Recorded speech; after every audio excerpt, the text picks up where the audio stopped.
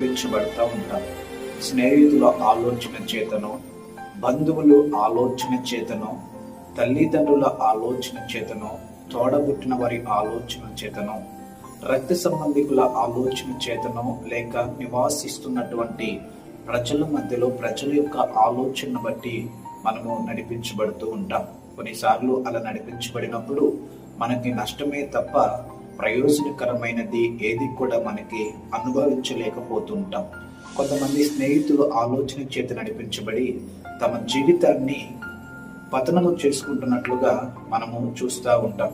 కొంతమందిని మనం గమనిస్తే వారి యొక్క కుటుంబీకుల యొక్క ఆలోచన, దుష్ట ఆలోచన బట్టి నడిపించబడి వారు కూడా పతనం అయిపోతున్నట్లుగా మనం చూస్తూ ఉంటాం. ప్రైజ్ లార్డ్, హల్లెలూయా. మనం కనుక గమనించినట్లయితే దావీదు యొక్క కుమారుడు ఉన్నటువంటి అతను అహీతోపెలు అనేటువంటి ఒక వ్యక్తి ఆలోచన చేత నడిపించబడి తన యొక్క నాశనాన్ని తనే కొని తెచ్చుకున్నట్లుగా మనం చూస్తూ ఉంటాం. అబ్షాలోము అండి దావీదికి చాలా ఇష్టమైనటువంటి ముద్దు బిడ్డ, దావీదికి చాలా ఇష్టమైనటువంటి బిడ్డ అయినట్లుగా మనం చూస్తూ ఉంటాం. అయితే అబ్షాలోము తన తండ్రి అయిన దావీదును చంపటానికి అహీతోపెలు ఆలోచన ఇచ్చినట్లుగా మనం చూస్తాం.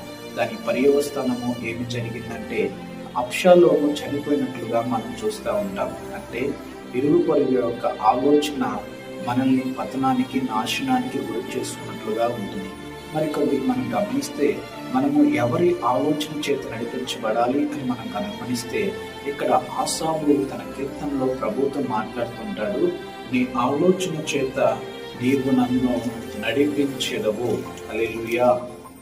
మనము నడిపించబడాలి అంటే, మనము వెలుగులోకి నడిపించబడాలి అంటే, మన దుష్టత్వంలో నుంచి మనము బయటికి నడిపించబడాలి అంటే, మనము పాపంలో నుంచి నడిపించబడాలి అంటే, మనము వెలుగులోనికి శాపంలో నుండి నడిపించబడాలి అంటే